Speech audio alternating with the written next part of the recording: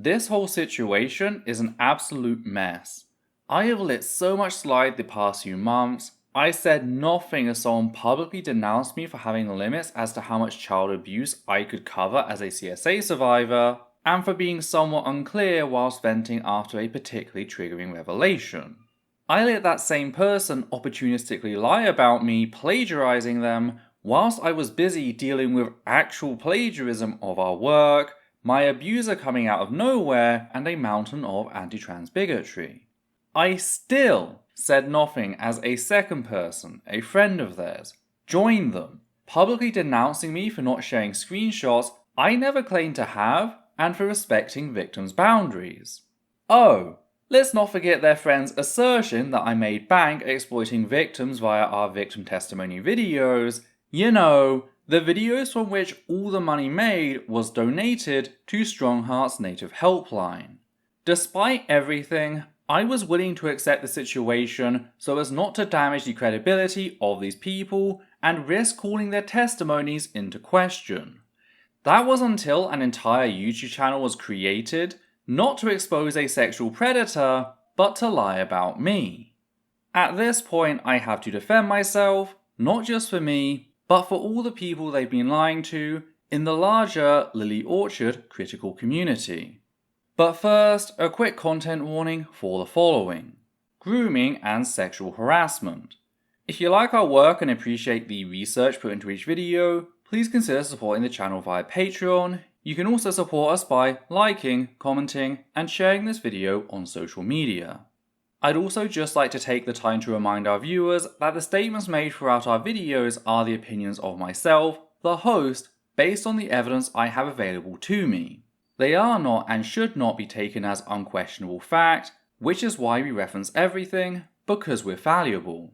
Thus we strive to give you, the viewer, the ability to check all evidence for yourself in order to make up your own mind, which is what the reference numbers in the top left corner are for, being numbers that match up with the reference list found in the transcript linked down below.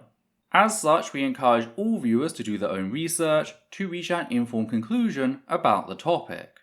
Lastly, do not harass anyone discussed in the video. The evidence is here for people who want it. That's how we do things. Hi there, my name is Ethel Thurston, she, her, they, them, and today we'll be blowing the whistle on certain figures within the Lily Orchard critical community who have been lying to the rest of said community about what took place in the background during the creation of our series covering Lily Orchard. Today's video will specifically concentrate on the claim that all our research was handed to us and thus stolen from another party, namely Onion, aka Gallade, and Britt, aka Nex. Note that the only reason I am going public with this is because both Britt and Courtney have demonstrated a malicious disregard for the truth. I tried reaching out to both of them in private. I even told Courtney that I was doing so because I didn't want to drag them publicly, potentially breaking the community's trust in them by showing how they misinformed them, but they chose to not only fail to correct said misinformation, but go out of their way to continue promoting it, leaving me no other option than to defend myself by publishing the evidence I have. I will be sharing private correspondence between both myself and Britt, as well as myself and Courtney. This is a last resort. I don't like the fact that I'm being forced to do this, but I am ultimately being forced to. I will also be sharing screenshots of the private Discord server I set up, which both Britt and Onion were a part of. All personal information will be blocked from our screenshots in order to avoid doxing people, so if you see a redacted quote, that is why. The context of the quote should give you a general sense of what has been removed. I also want to make it clear that I am giving Britt, Onion, and Courtney full permission to do the same, so long as they go about blocking out any and all private information. We're doing this since the only way to effectively address accusations of shady practices is to bring everything into the light. That is why we're here. Though, to give some general context on things, in 2021, Essence of Thought began publishing a series of videos exposing Lily Orchard as a child predator, with her not only seeking to normalize child predation in fiction, but grooming and sexting minors. We'd actually been working on said series since January of 2020, and would take a break between 2021 and 2022, ultimately publishing a total of 7 videos on the topic before the series entered an uncertain hiatus in early 2023. It was one of the hardest series we have ever created due to the amount of research and background care involved. So you can perhaps imagine my dismay when it came to light that a drama YouTuber, Vangelina Skov, had plagiarized our series, ripping our evidence, analysis, and even the order in which events were discussed from 5 separate videos. Their usage of our series was so extensive, in fact, that it accounted for 30% of their videos' total runtime. I approached them in private to resolve the matter. They threatened me, leading us to publish evidence of said plagiarism. This resulted in a back and forth, with Skov denying the claims without providing evidence of their assertions, and us debunking said assertions. This isn't the focus of the video, just to be clear. This is the backdrop to everything that happened. It was during this period that a couple of people in what can be described as the Lily Orchard critical community began making various accusations against us, including that we had stolen our research from them. So let's begin with the big claim that Britt and Onion had supplied myself and Levi with the evidence used in our series about Lily Orchard. The place most people have probably seen this is in the pinned comment to Lazy Bedhead's trash fire of a video regarding Skov's plagiarism. The post reads as, quote, "Those of us who have actually been victimized by Lily Orchard are utterly pissed at Ethel and have tried to get her to understand the harm she's doing to not only us, but Lily's current audience. Myself and one of the other blogs provided those screenshots and context to Ethel during the making of her Lily Orchard series in the hopes that people would be warned about Lily's predatory behavior. She didn't go painstakingly looking for them, she had people providing them to her on a silver platter. Ethel is just another content creator who used an entire community of abuse survivors for money. She disappeared for over a year in the middle of what was supposed to be an investigation, only to reappear out of the blue, lashing out and attacking people. Ethel does not care about victims, she doesn't care about any of the issues she claims to care about. Ethel is an unhinged, selfish grifter looking for money and control. Signed, Britt." End quote. This is an assertion she'd repeat over on Tumblr, stating the following whilst replying to someone asking if it were true. Quote, "Yep, that's what I'm saying. Those screenshots have been circulated for years now, and most of the ones she had were provided by me, Onion, Cypher, and others who have made the effort to sort their stuff and get it out to people. Ethel didn't spend hours scrolling tags, manually looking for things on her own. She had us helping her. Onion and I were in a group chat with her during the making of at least some of those videos. I'm not even concerned with being named or acknowledged, but Ethel trying to accuse someone else of plagiarism over it is utter bullshit, and it makes it harder for people who want to cover Lily. They already risk Lily and her fanbase going after them. We don't need to add anti-Lily content creators pulling this shit too." End quote. First thing I want to note is that I have no idea who Cypher is. That's not a name I recognize. The only 2 people added to the private Discord server were both Britt and Onion. That is it. Second, with regard to abandoning things in the middle of our expose, it's true that we never got around to publishing one of the videos we had planned regarding Lily's porn accounts, including her Sankaku account and Lily's various alts such as Our Creative and Tara Kali. Said video had proven a difficult one, which is when I came up with the idea of using Britt's testimony to bridge the gap. Onion thought this was a great idea. I asked Britt if she was up for going next, and she told me she needed time to write it since there was so much to cover. I told them that was understandable, that I'd work on other projects until she was done. She never got back to me. Those other projects ended up being the one about the events in 2019, and well, things just sort of ground to a halt whilst I was waiting on hearing back from Britt. When I later commented on Poppy sexually harassing Courtney, Britt let us know that, as well as being angry about a poorly worded post I made, she was also angry at me for personal reasons. Namely, she felt as if I'd abandoned her when I'd quite literally told her to take her time writing her testimony and that I'd be working on other projects until she was done. She could have reached out at any moment, but chose not to. As for the assertion that calling out plagiarism makes it harder for people to cover Lily Orchard, that only applies to people who, plagiarize other people. One thing our critics have omitted throughout this entire ordeal is how we've not gone after anyone else who has covered Lily Orchard, even people we fucking despise, such as Poppy. Yet us taking issue with a single person who has clearly stolen our work will apparently bring everything to a screeching halt. This is absurd, and I would argue does more damage than what we're being accused of. People like Britt are effectively telling everyone that any work they put out regarding Lily Orchard is fair game so far as plagiarism, that larger channels can come along, steal their work, and if they speak out about that, they'll be accused of helping a sexual predator. That's not exactly creating an environment that is inviting to prospective creators. I also need to point out that it makes no sense for Britt not to also criticize Scov. Scov not only promoted misinformation Lily Orchard can use to handwave all her critics, Scov actively dehumanized a number of Lily Orchard's victims, including Glade. Scov stripped Glade of both his name and voice, turning him into a case file. Yet, in spite of pointing this out in our original video, I have not seen a single person, not even Scov themselves, attempt to address that fact.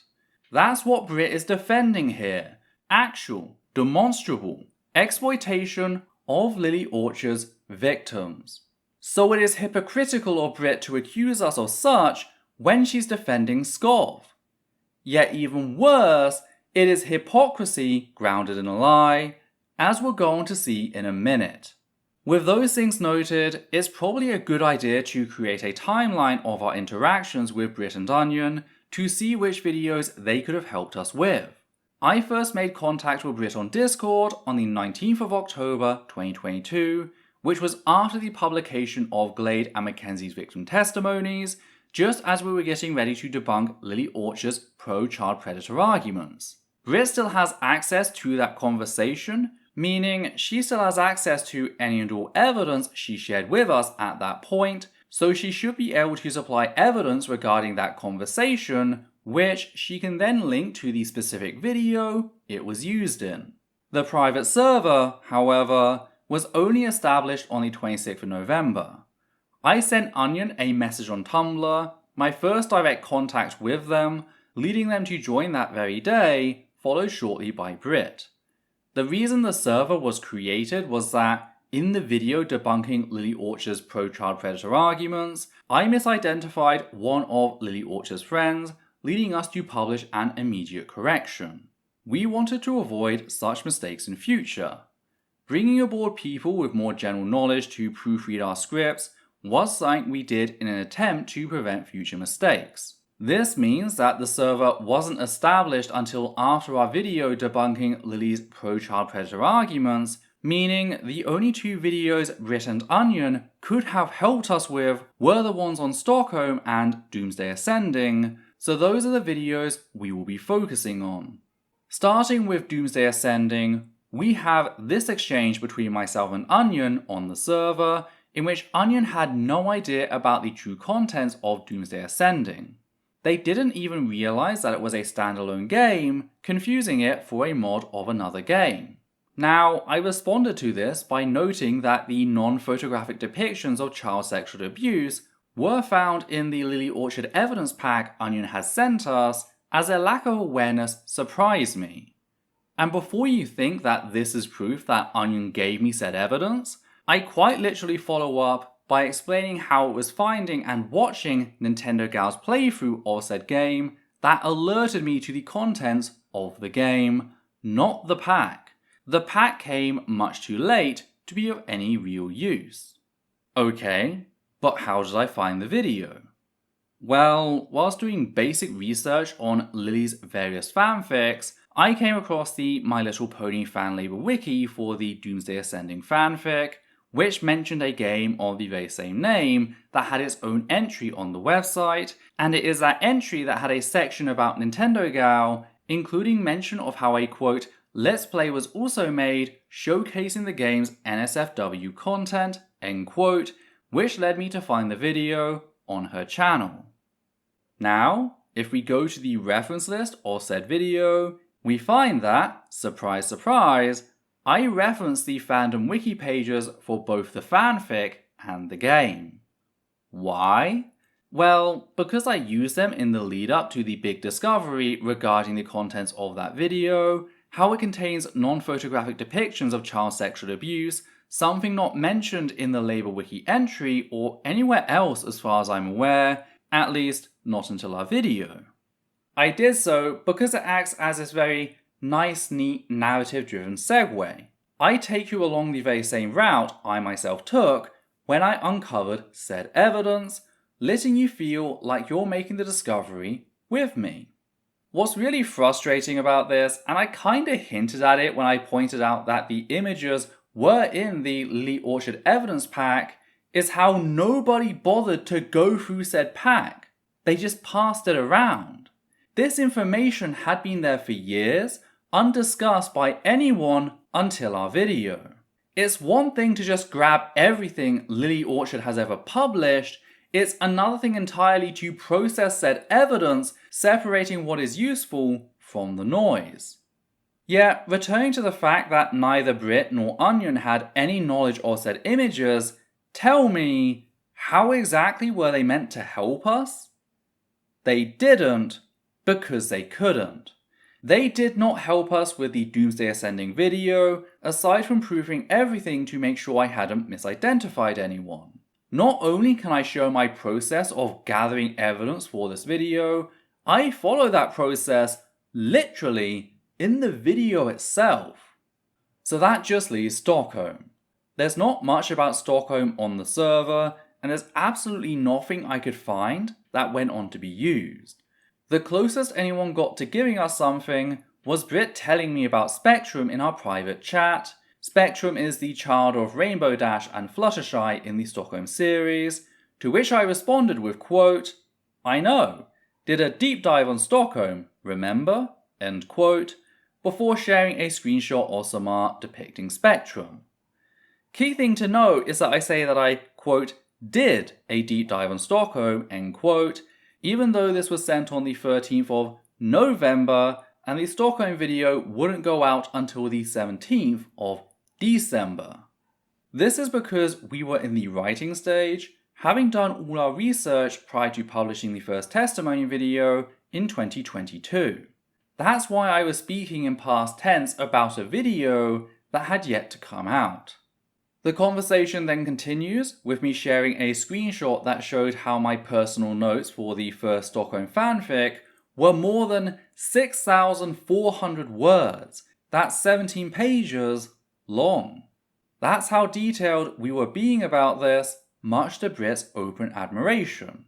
We then went on to discuss our frustrations with the LOSG, Lily Orchard Survivors Group, aka the Lily Orchard Gossip blog, and how they focused on more trivial crap. Note, the black bar covers a part of Britt's story, since I don't know whether she has shared / wants to share it.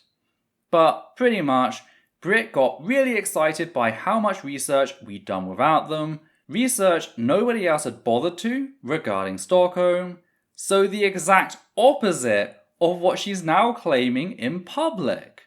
The closest thing I could find to what she's claiming, and this is really stretching things, was this incident. You see, the Lily Orchard Gossip blog had shared a number of screenshots, and one of them contained a reblog by Nintendo Gal regarding the writing of Stockholm. Now, I had originally intended on using the Gossip blog screenshot and referencing them. However, the image's poor quality pushed me to spend an entire day going through Nintendo Gal's Tumblr on archive.org until I found a working link, which I did. And I was ecstatic, so much so that I came to Britt and boasted about it, really strutting since I was proud of what I thought was the rediscovery of a long-lost link. That's why I was a little deflated when Britt noted it had been shared on Tumblr, so I reiterated that I hadn't seen the link shared anywhere. Then, a few hours later, Britt reblogged a post in which she'd done just that. The reason Britt was not impressed by me finding said link on my own was because she had already shared it. This meant I could have spared myself all that time, as well as the embarrassment, had I just bothered to ask. But I didn't, because I wasn't overly reliant on other people. I tracked down the original source whenever I could, and if I couldn't, I'd always reference my secondary source. Speaking of, here is me referencing Onion in our video debunking Lily Orchard's pro-child predator arguments before they came on board. Because yes, I did use their work at points, but I cited them properly. Because unlike other people, I'm not adverse to the idea of giving proper credit. So why then would that suddenly change? Why would I shift from being okay citing other people to suddenly not? Of all things, why would I specifically refuse to cite people who I've invited to proofread my videos? Wouldn't that make it almost inevitable that they'd notice me stealing their work? It doesn't make any sense when we stop to think about it. Okay, well, if Britt and Onion didn't come on board to supply evidence regarding Stockholm and Doomsday Ascending, what was the point of the private server? Well, aside from proofreading our work to ensure we didn't have a repeat of the misidentification, Britt and Onion did supply evidence. But it wasn't evidence related to Stockholm or Doomsday Ascending. Rather, it was evidence of Lily Orchard's porn accounts, including the Sankaku account, as well as proof of Lily Orchard's various alt accounts, i.e. Al Creative and Tara Kali. This was evidence we intended to cover in a future video that never got created for a variety of reasons, including Britt's failure to get back to us regarding her testimony. Now, you might be skeptical of this evidence. You might be wondering, for example, how you can trust that I actually found the archive link for myself when Britt had already published it to her Tumblr. Think about what would have to happen though for this to be a setup. I would have to predict, all the way back in 2022, that Britt would accuse me of stealing our research. I'd then have to manufacture a believable story about finding the archive link for myself and embarrass myself in private by bragging to Britt, all to create evidence I may not even end up using. Wouldn't it be easier to simply cite Britt as the source of the link? Remember, the point of plagiarizing is to avoid doing the work, and we've already seen that I don't have a problem citing someone when appropriate.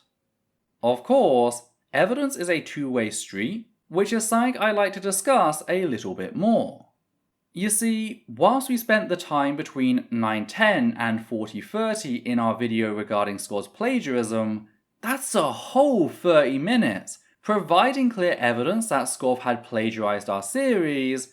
Not once has Britt or anyone else supplied evidence that we stole our research from them. All she has is her unevidenced assertion. That's why I've gone ahead and stated, very plainly, that I give them permission to publish all correspondence between us so long as she blocks out any and all personal information, as I've been doing.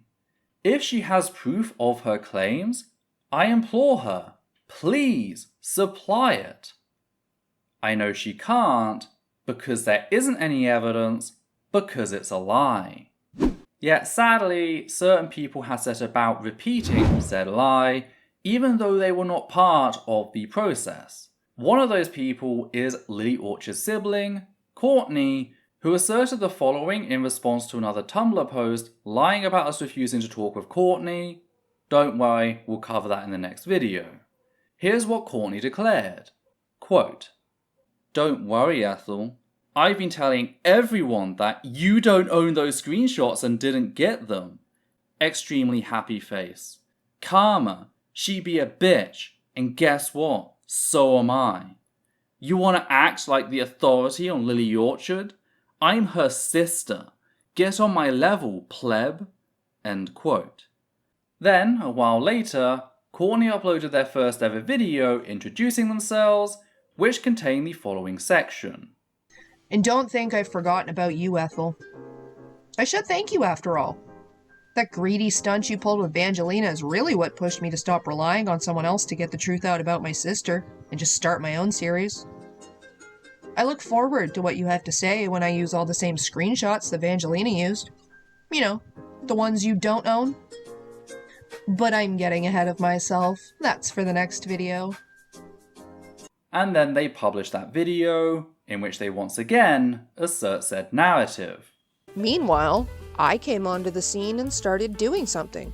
Because I have the means to do so, being Lily's actual sister, knowing far more than Ethel did by having a whole group of people picking over years of documentation for her. Well, Ethel tried to claim that Evangelina plagiarized her series on my sister because of the screenshots that were used. Screenshots that came from Tumblr, from blogs like Britt, Gallade, Morals, and a few others who had spent years documenting Lily's shady shit while Ethel was busy doing whatever it was she was doing. They came from archive links that Ethel did not make. Dailymotion archives she didn't even know existed. Screenshots Ethel is now trying to say she owns the rights to. I, however, find it odd that she thinks she owns the rights when I have the Google Docs and the Dailymotion archives right here. They will be linked in the comment section so everyone can see what Ethel saw. Oh wait, what she had other people see and pick through for her. That's more accurate. If that's the case, why then didn't you go into those links and show which pieces of evidence we had supposedly stolen? Why didn't you do what we did when proving Evangelina Scott's plagiarism and, demonstrate it? Why didn't you connect specific screenshots throughout our video to specific pieces of evidence in said folder? Well, it's because Courtney knows they're lying. They're just asserting we use these resources, hoping that their viewers will just accept their assertion that that's where we sourced our evidence. The reality, meanwhile, is that Courtney was not involved with the creation of any of our videos at any point. They do not know what took place behind the curtain, yet they are running around pretending like they do. Unless Britt shares something with them, i.e. evidence that both Britt and Courtney would still have access to and thus be able to provide, they are straight up choosing to lie to everyone in the Lily Orchard critical community. They are promoting disinformation, i.e. misinformation they know not to be true. That is why Britt and Courtney's staunch refusal to supply evidence to support their accusations against us can and should be taken as an admission of guilt on their part. I make no accusations without evidence. I don't think it's asking too much to expect that from everyone else. So, focusing on the evidence, the truth as Courtney claims, they clearly don't care about that.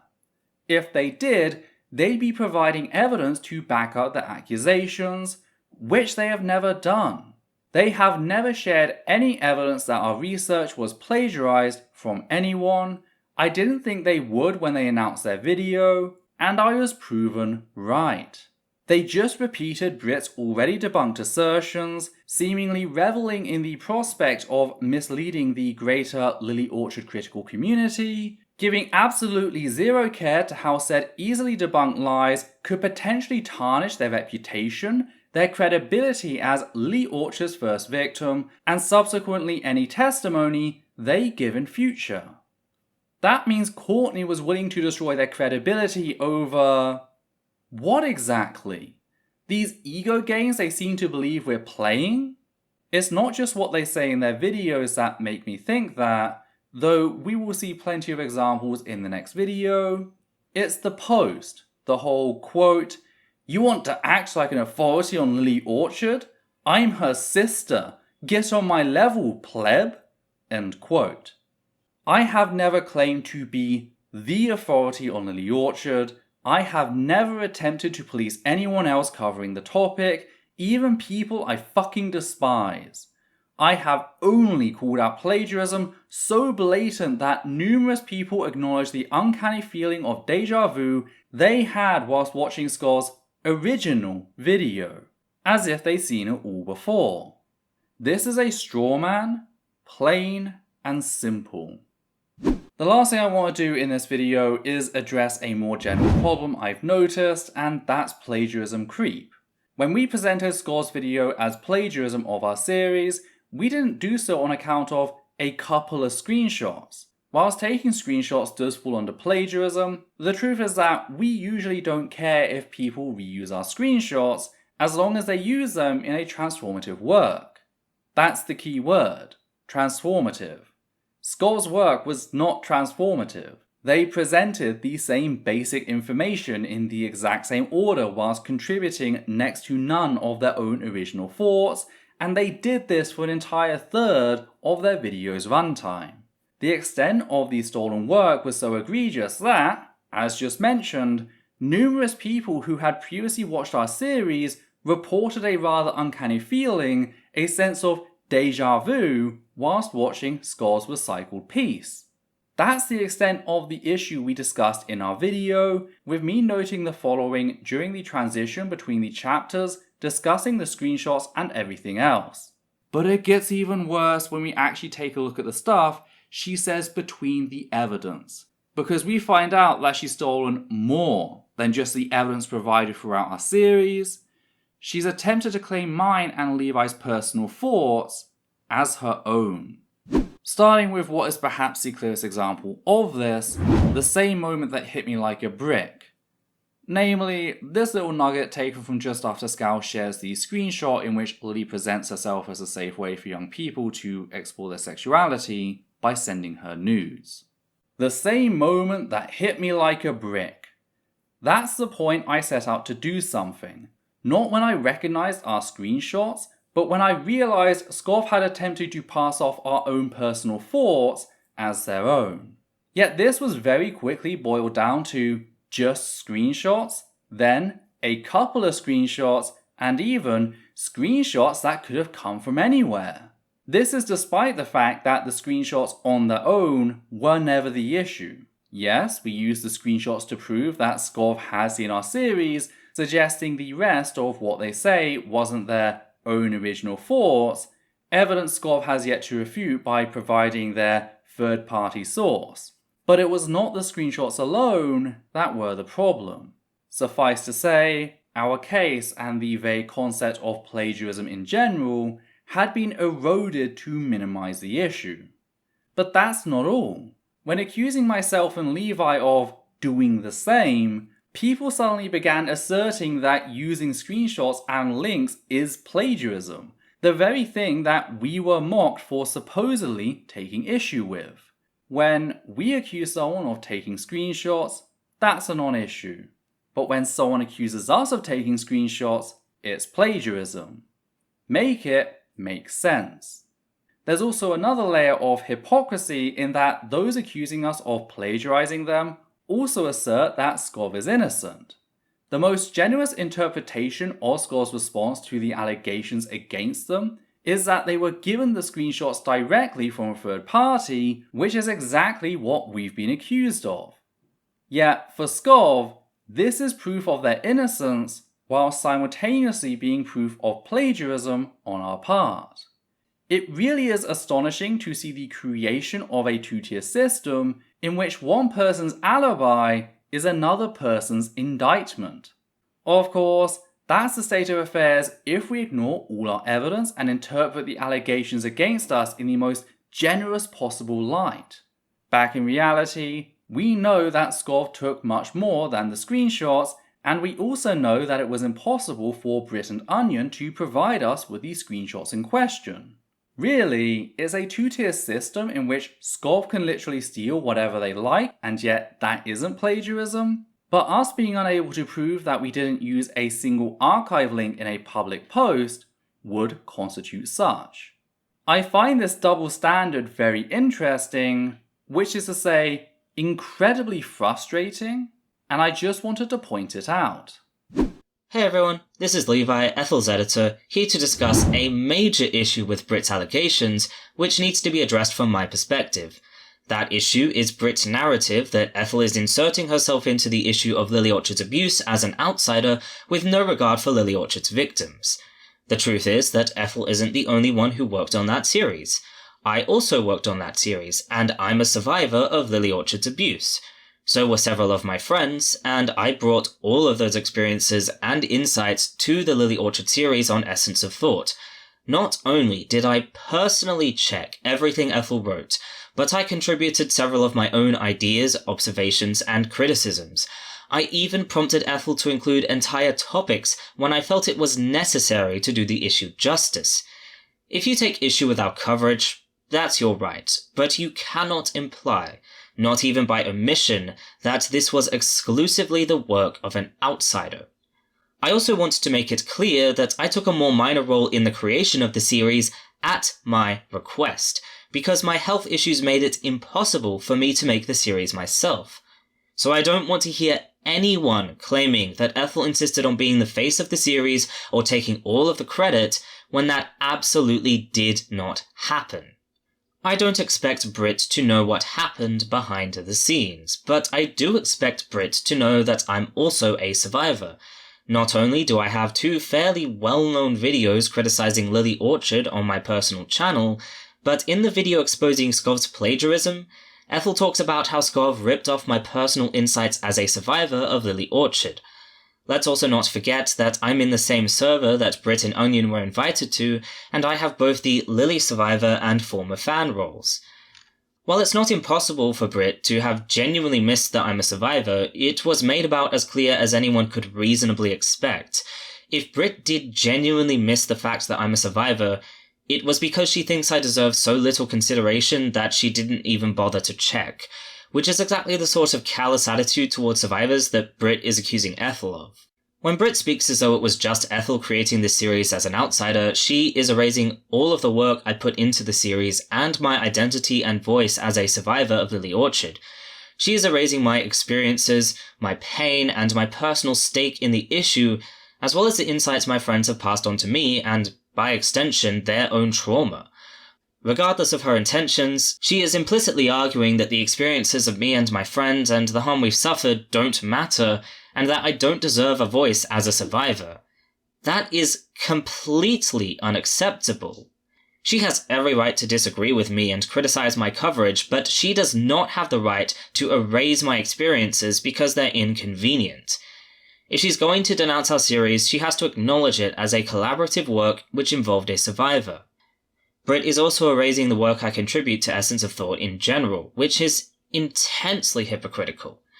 I contribute analysis, arguments, perspectives, lived experiences, the occasional piece of evidence, and, yes, some of the style in which these works are presented, all of which would fall under plagiarism if they were stolen. By making this a criticism of Ethel instead of Essence of Thought, Britt is failing to acknowledge my contribution to the videos I worked on, the exact thing she's claiming to be a victim of. Britt doesn't care about Lily's victims. She's erasing our experiences. Britt doesn't care about proper acknowledgement. She's erasing my work. What does Britt care about? I can't say, but I can guarantee that it's not what she's claimed to care about in her allegations.